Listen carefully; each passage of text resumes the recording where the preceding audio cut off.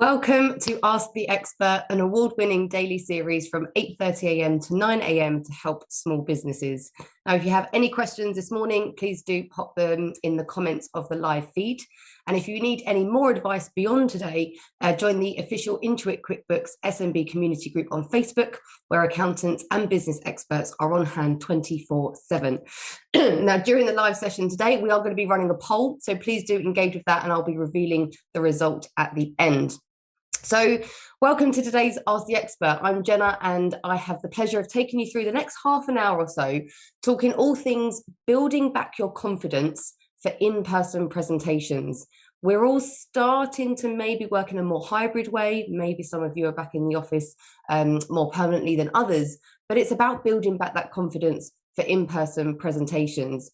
Now, in terms of what I do outside of the QuickBooks Ask the Expert, I run a coaching and training business called the IAM Hub, which is all about helping you to communicate with more confidence, impact, and influence, and really helping a range of businesses, small businesses to corporates, as well as entrepreneurs, as a pitch coach as well.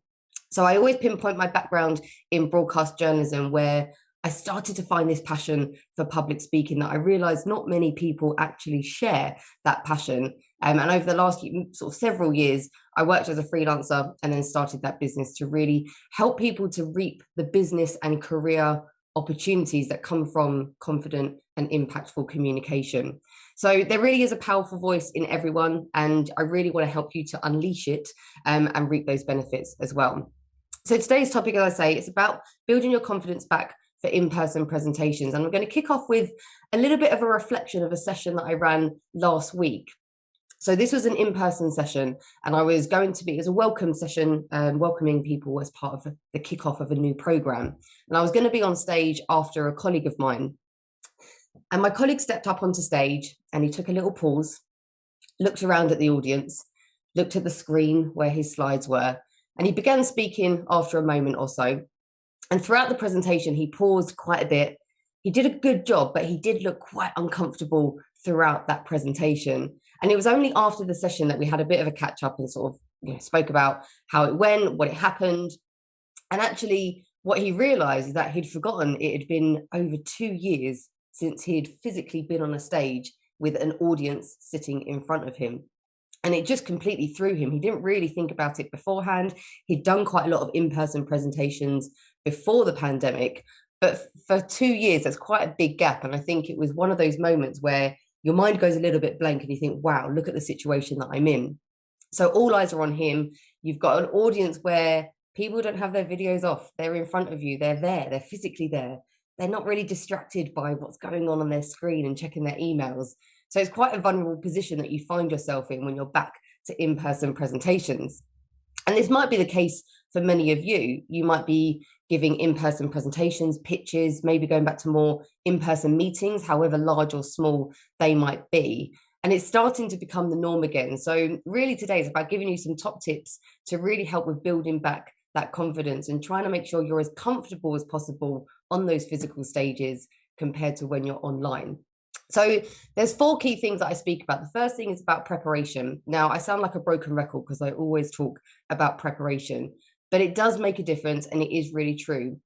So that short talk that my colleague gave was one he'd given various times before online, but not in person. So try to think about getting to the venue or your workplace a little bit earlier, scope out the space that you're going to be in, just to really get a feel for what it's going to be like. And this was sort of a 200-person lecture theatre, fair enough. There's only about 30, 40 people in the room, but it's still quite daunting. So it depends on the type of presentation that you're doing, but try to get there early, scope it out, check the tech. So check your slides. It sounds obvious. We've been doing it for 2 years. Check the tech online, but do make sure you're getting there a bit earlier to do that. Run through the points that you want to make. Practice if you can, at least do a bit of a run through once. And just get back to the basics, because it really does help with your confidence. We don't like the unknown. We often fear the unknown. So if we can try to build our confidence by knowing, okay, this is where I'm going to be, let me just get a feel for the space and get familiar with it, that's going to really help as well. So preparation, really key. The next thing is around mindset. And I do talk a lot around mindset because our confidence comes from our mindset and what we're thinking and how we're approaching different situations. So try to find what works for you to get into that right mindset. And there's different options for different people. But I always say, try to visualize the presentation, the pitch, or the meeting that you're doing. Who's going to be there? Where is it going to be? Focus on what's going to help you to feel as confident and relaxed as possible. Practice helps. And as I say, that's part of that preparation. Do a practice run if you can, because then it's not the first time that you're saying these words and delivering this presentation. But it might be going for a walk, getting some fresh air, doing some meditation, listening to certain types of music, having a conversation with people beforehand. Find what works for you, because what works for me, for example, might not work for yourself. But it's about finding your style to help you get into that optimum mindset for whatever it is that you're tackling, that in-person presentation. And that's going to hopefully help you build that confidence back up as well. So preparation and mindset. The third one is around influence. Now, I've been doing quite a bit recently, digging into and researching influence on our audience, and in a really positive way. So what I mean by this is really focus on your audience. When you're getting back to having physical audiences in front of you, try to really think about how you can be, what is it that makes people more influential than others, and how can you positively influence your audience? So what do you want your audience to get from your presentation, for example? What do you want them to get from your pitch? What points do you want them to take away from your meeting? What do you want your audience to do, feel, or think? We've often heard that come up as well. So really sort of channeling your preparation around your audience and the value that you're bringing to them will help take the pressure off of you, and again, help you to build back that confidence for in-person presentations. You've obviously got expertise, experience, knowledge on the topic that you're talking about. That's why you're probably in that position, that meeting or that presentation. So remind yourself of that and use that to build back that confidence as well. So preparation, mindset, influencing your audience. The final one is really around feeding off the atmosphere in the room. And I'm going to start to come to your questions shortly, but this is quite a big one, especially when you're thinking about the transition from online to in-person. Now, as someone who's quite passionate about public speaking, understandably, I do quite love an in-person presentation, but I do enjoy the online webinars at the same time. What makes the big difference for me, though, is that atmosphere, and really feeding off that atmosphere and the energy from other people physically in the room with you. So it is brilliant to be back. And I think it's one of those things where a lot of people I speak to and a lot of clients I've worked with, certainly over the last 6 months or so, it's more before you go back to in-person presentations. That's where the challenge is. The thought of it is actually worse until you're actually there. When you're in that presentation, when you're starting to kick off and you've done it a couple of times, you'll hopefully start to enjoy it a little bit more. It might have been over a couple of years, like it was for my colleague and for most of us, to be back in person, but sometimes it's a thought of it that's worse than actually delivering it as well. So take encouragement from seeing people's reactions. That's what I love. You get a little nod, an actual nod in the room when you catch someone's eye and they're kind of like, yep, I'm with you. I can hear you. I'm listening. And that gives you a bit of encouragement as well. Their facial expressions, maybe they're making notes. It makes such a difference compared to online, when you've almost got to trust that my audience are there with me. Are they listening to me? You know, someone's head's down, someone's video's off, and you get a little bit distracted from there. Whereas in person, you haven't got that. You can physically see them and where they are. So try to really feed off that energy. That's kind of that final point that I want to wrap up on, because that's the biggest difference online and in person, and use that as a really positive way. The other thing to bear in mind on this note is your audience wants you to succeed. So whenever you're in any type of public speaking situation, whether that's to one person or thousands of people, your audience want you to succeed. They don't want to feel uncomfortable. They want to feel relaxed watching you, listening to you, maybe contributing to that meeting as well. So try to take a little bit of confidence from that. No one wants to kind of, see someone uncomfortable. Imagine when you're in an audience and someone's really struggling, you get that little sort of stomach clench feeling. You think, oh my goodness, please carry on. Please make sure you're doing this okay. They're really with you. So try to focus on that as much as possible. And that can be a real confidence booster, especially when you can catch the eye of some people that you might know and they just kind of give you that nod of encouragement. That's where it really sort of helps as well. So hopefully that's been useful in terms of those 4 tips. I'm going to dive into questions, but just to recap, it was preparation, mindset, influencing your audience, and really bouncing off and feeding off the energy and the atmosphere in the physical room. So 4 key things to think about when you're starting to think about building back your confidence for in-person presentations. Try not to overthink it too much. Say yes to opportunities, go for it and do it. And once you've done a couple, you'll find yourself getting back into the rhythm again as well. So let's go to your questions. Let's dive in straight away with Mitch on Twitter. I've always struggled with public speaking since I was a kid. I used to get panic attacks. How do you manage these nerves? What a question. And I imagine there's quite a lot of people that are going to be watching this at some point or another and thinking the same thing. And it's not to say that confident presenters don't get nervous. I would say that I'm quite confident getting up onto a stage, but the nerves are still there. And nerves come from a place of really caring about what you're doing. So you care about doing a good job and you want to come across confidently and impactfully as well. So nerves aren't a bad thing. That's probably the biggest tip that I can get, is try not to avoid them. So many people will say, just, don't worry about, forget about the nerves, don't worry. But they will come back with a vengeance in some way, whether that's sort of fiddling with your hands, your hair, doing some movements, that's getting that nervous energy across. But really try to embrace your nerves and try to use them in a way that gives you that positive energy. So just take a moment. It goes back to that mindset tip, Mitch, as well. Just thinking about, okay, what do I want to get from this presentation? What's going to help me get into the right mindset for this presentation as well? Acknowledge that, yes, I'm nervous, but that's because I want to do a good job and I want to succeed. I want to come across well. So let me think about what my preparation is going to be to help me get as confident as possible. And you'll find different tips will work for you as well. So make sure that you've got some water, for example, or maybe a drink of your choice, so you can take some sips if you have a bit of a mind blank moment, or you just need to take a little bit of a breather during your presentation. The other thing that might work is talking to someone else beforehand, trying to relax a little bit. But the biggest thing, 100%, that always does work, especially when I work with clients, is that practice. So even if it's a meeting where you can't necessarily script exactly what you're going to say, just have a bit of a practice. What questions might come up? What points do you want to make?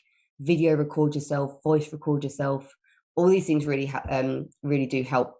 But hopefully that helps. And it's a work in progress as well. There's very few people that I'll come across, if ever, that says, yes, I've banished all nerves for public speaking. So just try and take it one step at a time, find what works for you and go from there as well. Hopefully that helps, Mitch. Sophia on Instagram, I love giving people a visual, as do I. So I usually do my pitches with a deck, absolutely. But in situations where I'm just passing someone in the office, I'm not so good at explaining. Any advice? Interesting. So yeah, there's different types of public speaking, isn't there? You've got the sort of more formal settings where you prepare a slide deck, for example. You've got the visuals there, your script and what you say complements what's on the screen, and it's all sort of very nice and you can really prepare for those. And I guess what you're talking about there, Sophia, is that impromptu public speaking, which a lot of people think, well, if I'm just passing someone in the office, that's not public speaking. Ultimately, it is. We're presenting ourselves in front of people all the time, whether that's one person or if that's a room full of people. So for those impromptu moments, I always often talk about authenticity. Try to still be you. Try not to overthink the situations, especially when I've worked with sort of teams and departments where there's quite a hierarchical structure, and you might have senior leaders coming by and stopping to say hello, maybe, and having a conversation with you, and that might, depending on who the person is, it might get your nerves up a little bit as well. But just try to think of it as being yourself, having a conversation with another human being. As simple as that sounds, when we break it down, ultimately, whoever we're speaking in front of is simply another human being. They're not they're not a robot or a god or something like that. They are another person. So just try to go back to the basics and just think, you know what, I'm actually just having a conversation with this person. Same as if you're in an audience full of people. Ultimately, you being the presenter, you're having a conversation just with a larger audience, with other human beings as well. So try to just think about sort of showing up as authentically as possible and not overthinking those situations and just having those conversations. So in that passing in the office, that might be something to think about, Sophia, as well. Joss on Facebook Messenger, I've been giving presentations through Zoom for the last 2 years. And now going back to in-person presentations. I feel like I've forgotten what it's like. What are the key differences between presenting online and presenting in real life? that I need to think about? Great question. Really relates to exactly the topic that we're speaking about today. And the same as that story I told you about my colleague who sort of thought, oh my goodness, it was only when he was on stage that he realized, it's been about 2 years since I've done this. What do I do? What, how do I look at the camera? No, you look at the people. Do I have slides? Yes, you've got slides, but you're all on show as well. And I think that's what really threw him, is that it's quite a vulnerable position to suddenly go from heads and shoulders on a screen to then all of you. Goodness, I have to think about what trousers I'm wearing and what shoes I've got on. So I guess in terms of your question, Joss, a big difference is, of course, the audience. So go back to the points that I made around preparation and mindset. Don't just sort of turn up and think, oh, I've got this. I did this, a couple of years back. I'll be fine. Give yourself a little bit of leeway, I suppose, and kind of an opportunity to prepare and just reflect and really think about the situation that you're in, just so you don't get caught in that sort of rabbit in headlights moment on the stage. And then also feed off the audience energy as well. So don't get too distracted. I think on online presentations last 2 years, we've got used to people maybe not giving us the eye contact that we want, maybe having their videos off, not necessarily giving us the sort of attention that we think we want to have, even though they probably are still with us. But in person, there's almost nowhere to hide. So if someone's got their head down, or they're looking at their phone, or they're maybe making a note, again, try to trust that they are with you, they are listening. People just have different ways of showing that as well. So as much as online, we kind of need to trust our audience are there, in person, we can see them, but we can also get quite distracted by facial expressions and actions that people are taking. So just try to think about that before you start your presentations, so you can anticipate maybe being thrown a curveball or just having something that you're not quite used to happening as well. And then, of course, the big one is that, you, as I said before, you are fully on stage. So just think about how you're using your space. We've been confined to this frame for so long. Heads and shoulders don't move too much. I know I use sort of a lot of hand gestures when I present, but ultimately we're quite fixed, and we need to make sure we're not sort of moving around as much to distract our audience. In person, depending on the area you've got, you can use that space to your advantage. So think about how you're using the space around you. If it is a stage, you might, when you change points, move to the other side of the stage. You might want to just make sure and practice sort of standing still, not moving too much, especially if you've got slides behind you, and just really try to make sure that your body language is as open as possible. So your audience, feel that you're really approachable, you're building that rapport, and you're really sort of engaging with them as well. So audience and space, of course, big differences, but just think about your preparation and your mindset as well.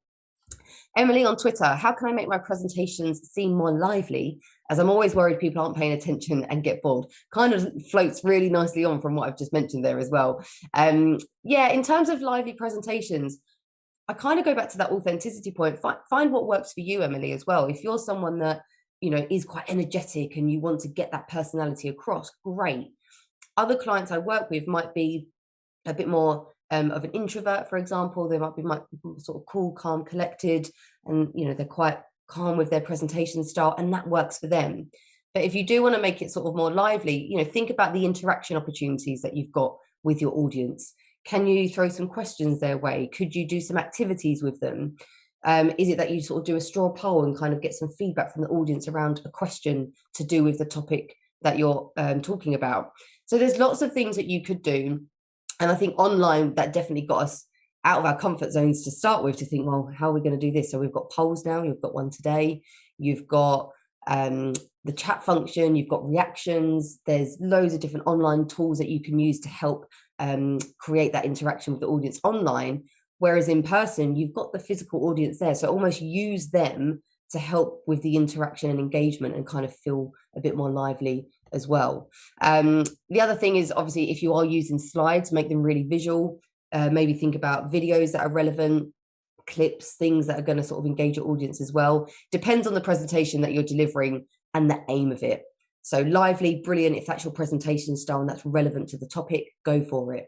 If it's a slightly different aim that you're trying to inform someone about a really complex topic, the style or the approach you take might be slightly different. But I'm definitely in that boat of trying to make sort of presentations lively. So visuals, interaction opportunities, just think about how you can use your physical audience for interactions compared to online, because that's very different as well. Shoaib, I probably haven't pronounced that correctly. Apologies. On Instagram, how can I be better prepared for follow-up questions at the end of my pitch for investment?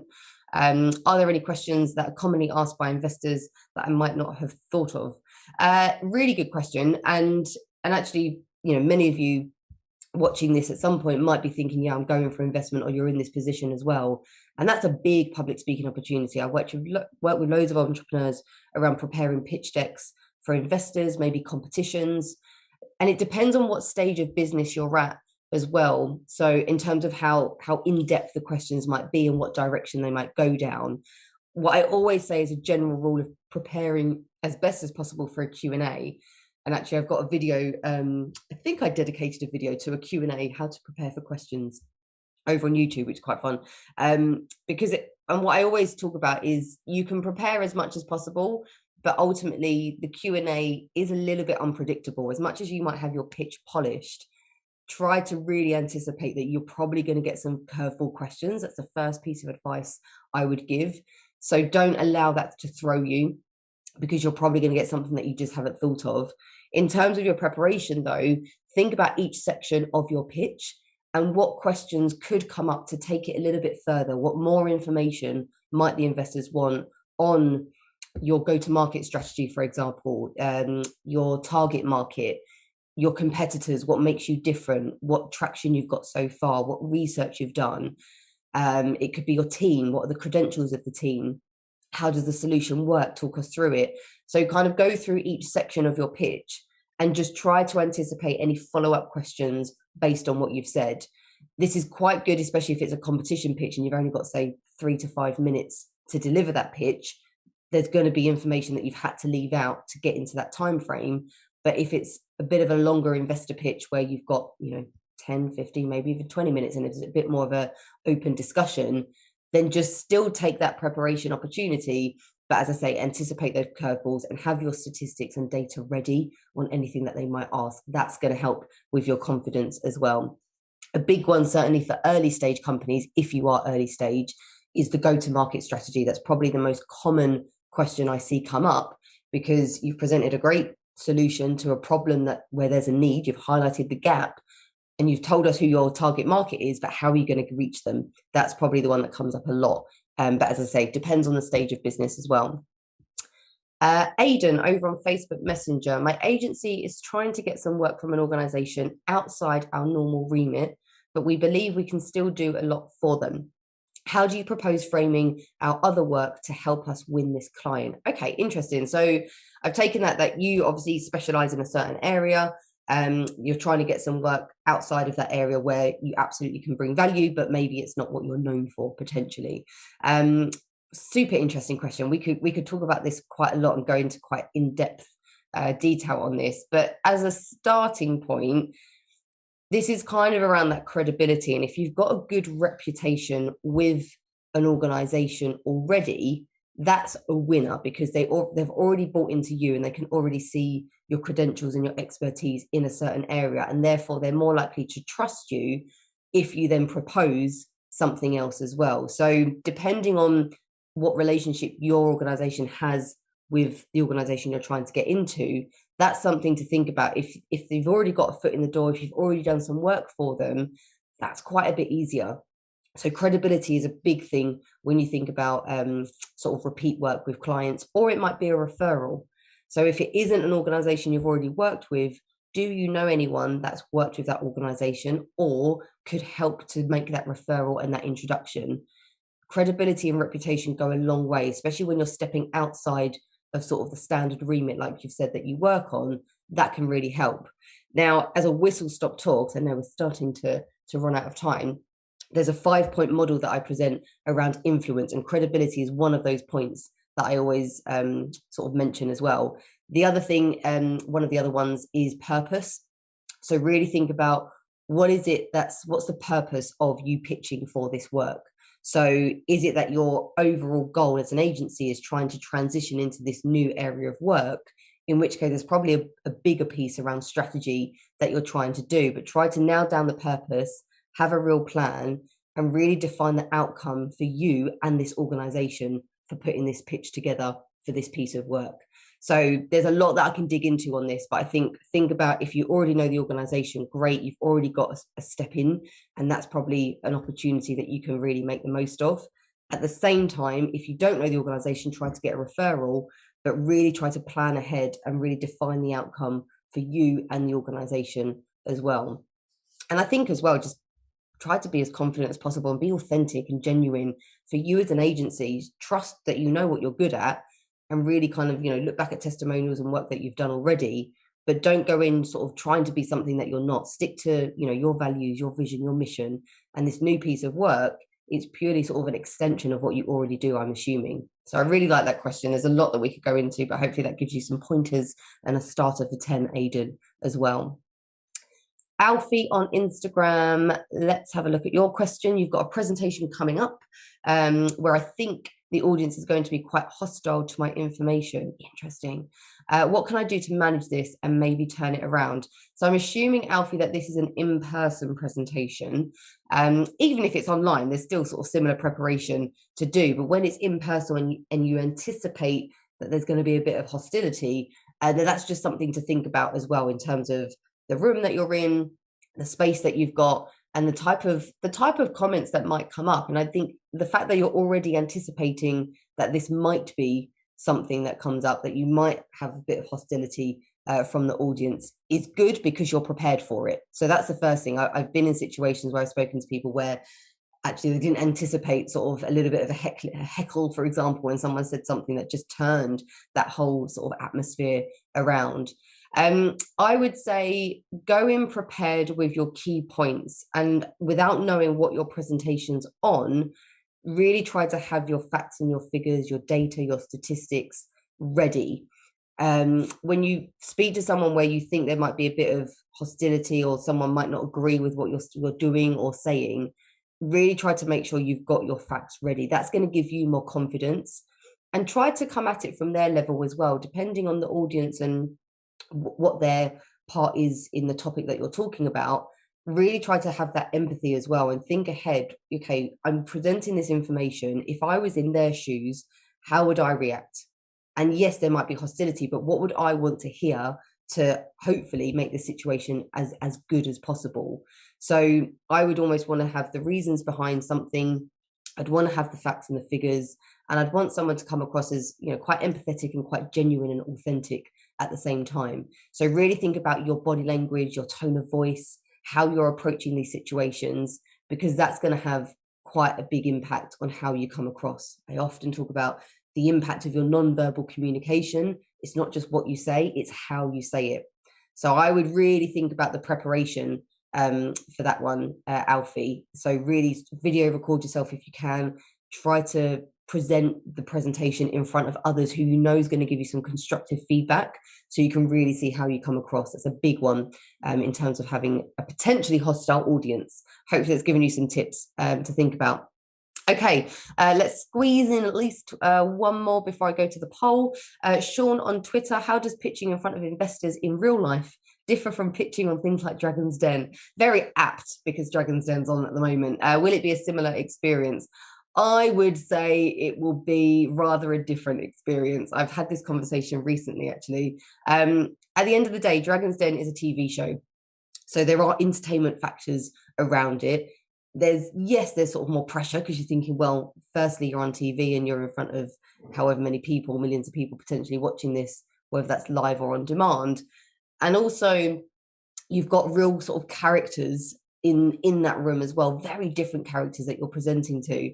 More often than not, in real life, you're going to have an investor or investors from one company that you're going to be pitching to, that you're going to be having sort of that two-way conversation with. The closest thing you might come to is a competition pitch, in terms of having different potential investors in the audience or on a judging panel.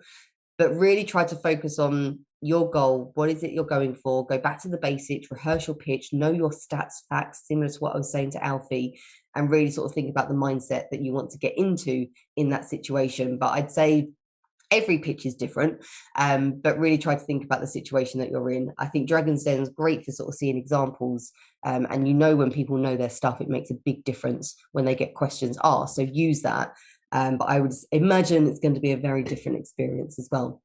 Okay, so the poll results are in. I'm going to go over to the poll that has gone very quickly, but hopefully you've got some tips coming out of those questions as well. So we asked you today, do you feel confident about going back to in-person presentations?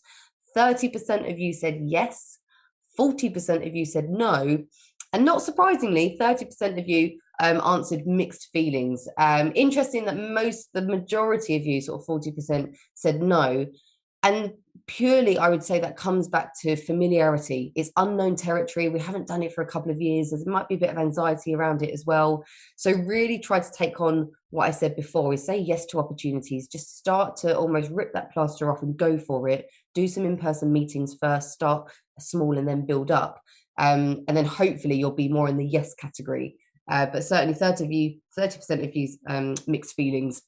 Completely understandable, especially where we're trying to go into this hybrid way of working sometimes as well.